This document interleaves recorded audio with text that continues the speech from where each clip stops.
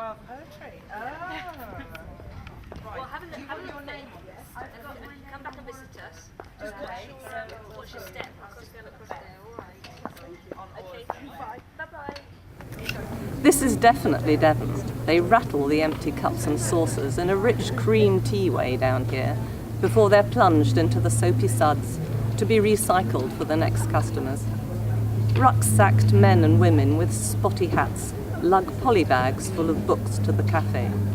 He. We'll just have time for a cup of tea.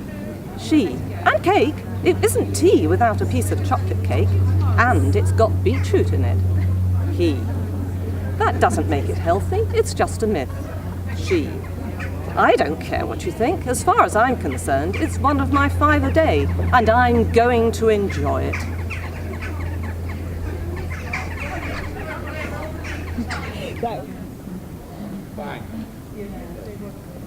Parched and starched brittle with sweat was the young knight when he staggered for a cool drink in the precinct. Head inflamed with the rush of the hooves and the lance, he spent a moment watching the bubble of the spring gently spew up feathers, drowned insects, algae and such like. They were clotted knight's hair and horse eyes. They were dream fragments. No earthly business had they. Ralph Stafford supped his water to stir his imagination still again.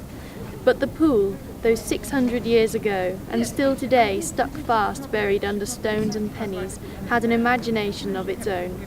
Poor Ralph Stafford, fragile knight, young and concussed, peered harder into the detritus of the pool and felt creeping, like cool water, all about his clammy skin, the palms of slain jousters reaching out to cool him. Don't go back, Ralph, they etched on his sweat. A drowned bumblebee quivered in the waters. His head gave a great belch. Counting.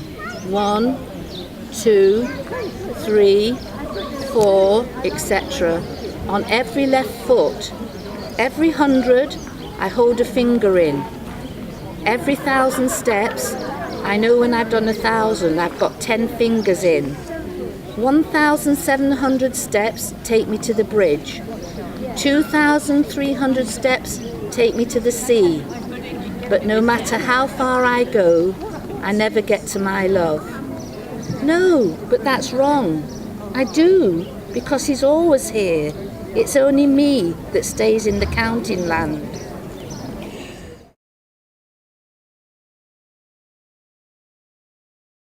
I have carried this bundle forever, it seems, all day and half the night, from Tislochry, right in the heart of Scotland. It is a bundle of old tomes related to the subject of Stuart royal families. I don't even know about these families. My great-aunt Biddy has put upon me this task, for she is determined to raise money for her favourite charity, the League of Cats. I meant to sell this old pile of mouldy histories in a book auction to be held later in the day. But the way I feel now, I could gleefully set them down and put a match to them, with plenty of petrol. But no, I can't do this, because I adore books so much. Why, even the smell of them, I could not possibly carry out such a crime. So here I am, sad, sore, sorrowful, and with deep marks on both my arms from the old shopping bag. The things one does for love, standing in the rain, being like a drowned cat. Why? I don't even like cats, I can't stand them. That's it.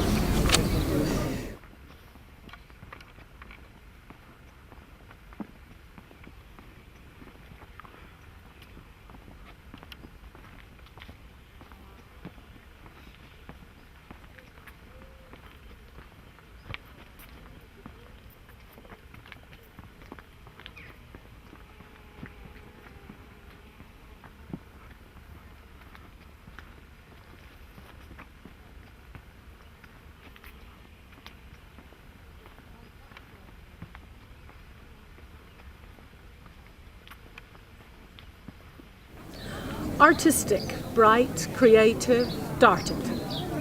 Entertaining, fiction, gregarious, holistic, inspirational, joyful, knowledgeable, lackluster. Middle class, Neuberger and Nochte. Outrageous, politicians, questioning, rushing, sensitive, tantalizing, ubiquitous, versatile, wandering, eccentric, youthful zest. I tell you, I saw her with my own eyes. What? You mean you saw her? You can't say things like that. I did. You just missed her. She came out of the pool like a fish maid. No, you dreamt it. They've not been in this garden for over 300 years. I know, I've never seen them. I tell you, she came out. She laid on the rock, left her tail and sighed at the moon. Oh, you know what that means? Yes. We just have to hope he will come after all this time, all this waiting. We may yet be saved. Shh, someone may hear you. No, it's okay, there's no one here. Missed you the other day.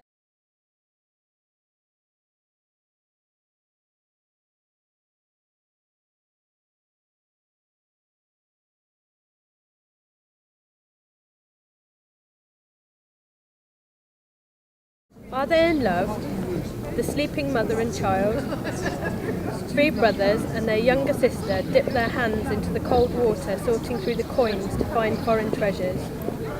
Stone swans form the centre of the fountain, and their mother quizzes them on the subject of a fairy tale I can barely remember, in which a spell is cast that turns the people into swans for 900 years. The ringing of a bell wakes them from the sleep of their existence. I can't help but imagine my own children at the same age, almost seeing this future through the misty lens of memory. Certainly before their appearance I would not experience the same kind of nostalgia for a life not yet lived, but so close around the corner. I would neither have said that I'd previously walked through life, not for a second, but on her arrival my new bundle of joy somehow switched a magic switch, or rang a magic bell to reveal a subculture previously hidden from view. My life was never planned, not even before them, and their lives were never planned either. They just wanted to be here, and now they are. We make sure to never plan our time together.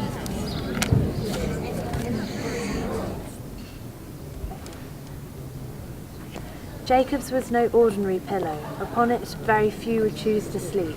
Its circled spirals are wound together like the knots of Jacob's thoughts, and within this winding a cat might choose to curl its tail, a ladybird may find a crevice in which to sleep, or the square bricks of a wall may envy the pillow's smooth, curving contours.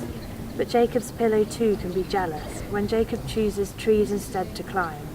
The pillow circles a stone, whereas the trees' trunks duplicate and extend their concentric circled hearts, though the tree's bark remains perfectly still.